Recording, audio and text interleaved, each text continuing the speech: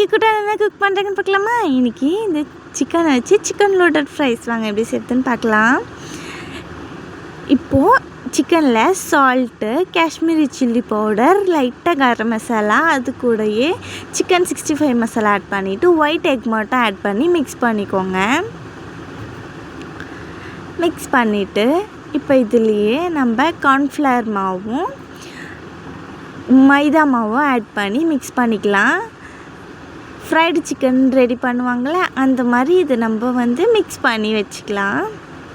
இப்போ இந்த மாதிரி மிக்ஸ் பண்ணி ஒரு 10 மினிட்ஸ் உருட்டும். அதுக்கு முன்னாடி குட்டான பாப்பாவோட சேனலை சப்ஸ்கிரைப், ஷேர், லைக் பண்ணி சப்போர்ட் பண்ணுங்கள். இப்போ ஒரு பவுலில் நம்ம கட் பண்ணி வச்ச பொட்டேட்டோவை ஆட் பண்ணிவிட்டு இப்போ அதில் சால்ட்டு, அது கூட லைட்டாக கார்ன்ஃப்ளவர் மாவை, அது கூடயே பெப்பரும் ஆட் பண்ணி நல்லா மிக்ஸ் பண்ணிக்கோங்க.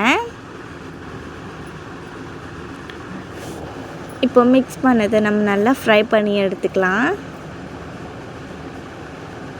அது நல்லா ஃப்ரை ஆகட்டும். இப்போ நம்ம அதுக்கான சாஸ் செய்யலாம் வாங்க.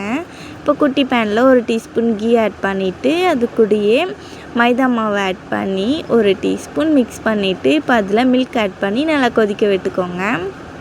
நல்லா கொதித்தோடனே நம்ம வச்சுருக்க சீஸ் ஆட் பண்ணி மெல்ட் ஆனோடனே எடுத்துருங்க.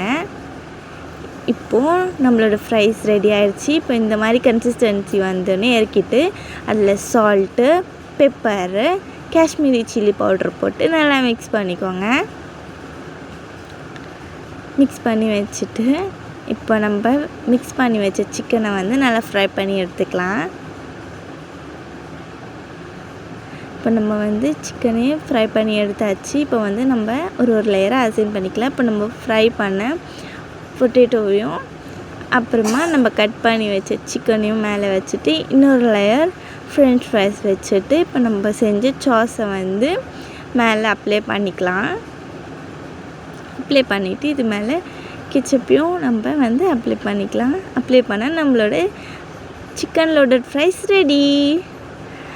நான் என்னோட தம்பி லேஸும் ஆட் பண்ணி செஞ்சு தர சொல்லியிருந்தேன். அதே மாதிரி ஃப்ரெஞ்ச் ஃப்ரைஸ், சிக்கன், லாஸ்ட்டாக நான் லேஸ் ஆட் பண்ணி செஞ்சுருந்தேன். இதை நீங்களும் கண்டிப்பாக வீட்டில் ட்ரை பண்ணி பாருங்கள். வீட்டில் ட்ரை பண்ணால் ஹெல்த்தியாக இருக்கும். நீங்களும் கண்டிப்பாக ட்ரை பண்ணி பாருங்கள். இதுவும் டேஸ்டியாக இருந்துச்சு. பாய்.